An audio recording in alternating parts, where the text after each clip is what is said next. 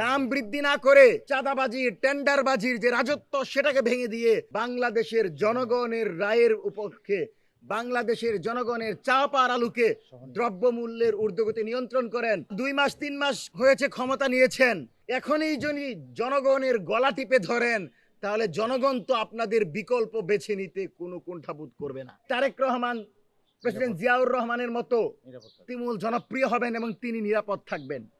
তার নিরাপত্তার জন্যই তো এদের বিচার হওয়া প্রয়োজন।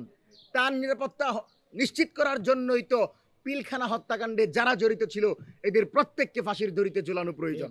আরেকটি বিষয় যে এই সরকার জনগণের সরকার, এই সরকার এমন সিদ্ধান্ত কেন নিবে যেটা জনগণের উপর জুলুম হয়ে যায়? ইতিমধ্যে জ্বালানি তেল এবং বিদ্যুতের দাম বৃদ্ধি পেয়েছে।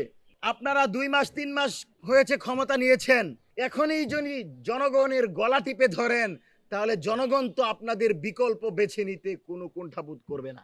দাম বৃদ্ধি না করে সুষ্ঠু পরিকল্পনার মাধ্যমে সিন্ডিকেট ভেঙে দিয়ে চাঁদাবাজি টেন্ডারবাজির যে রাজত্ব সেটাকে ভেঙে দিয়ে বাংলাদেশের জনগণের রায়ের উপক্ষে বাংলাদেশের জনগণের চা পাওয়ার আলুকে দ্রব্যমূল্যের ঊর্ধ্বগতি নিয়ন্ত্রণ করেন, সহনীয় করেন জ্বালানি তেলের দাম, বিদ্যুৎ এবং এলপি গ্যাসের যে দাম বৃদ্ধি করেছেন সেটা প্রত্যাহার করে নেন। স্পষ্টভাবে মনে রাখতে হবে, জনগণের গলা টিপে ধরে জনগণের উপর জুলুম করে যতই কার্ড বিতরণ করেন মুক্তির কার্ড কিন্তু পাওয়া যাবে না।